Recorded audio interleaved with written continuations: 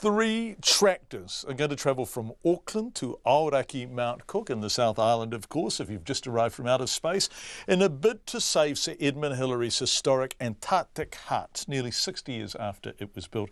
The Expedition South campaign has started a fundraising drive to raise $1 million to restore the hut at Scott Base. Sir Ed's family is backing the campaign big time, with his son Peter Hillary at the start line on Piha Beach, west of Auckland City this morning. Mohammed Hassan was there.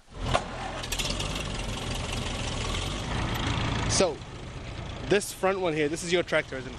Yes, this is my tractor. It's a 1954 TE20 Ferguson. So it's the same tractor as Ed took to the pole in 1958. We're travelling from Piha to Mount Cook, and that's 2,020 kilometres, which is the same distance as Ed drove from Scott Base to the South Pole.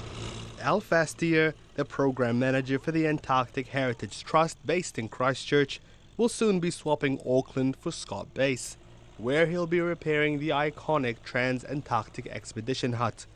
It was the first hut built at the camp by Sir Edmund Hillary when he made the long trip to the South Pole in 1958.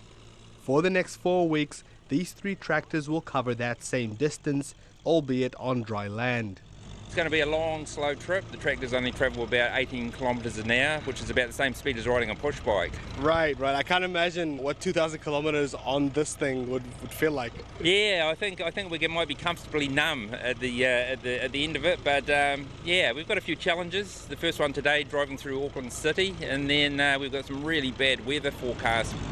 Sir Ed's son, Peter Hillary, drove the first tractor on Piha Beach, along the track named for his father. The Hillary Trail comes through the Waitakere Ranges here, so this is the start point for the journey. And the tractors are going to wind their way through New Zealand, the back roads, small towns and communities, interacting with people, raising funds for the conservation work of New Zealand's first base.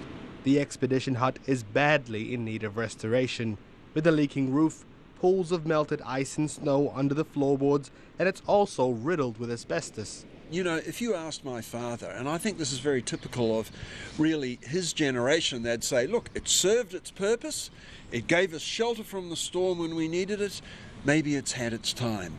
But I think as we sort of move into the future, you suddenly realise this is an historic building. The New Zealanders who did the science there, built the base, drove their audacious Ferguson farm tractors across Antarctica to reach the South Pole.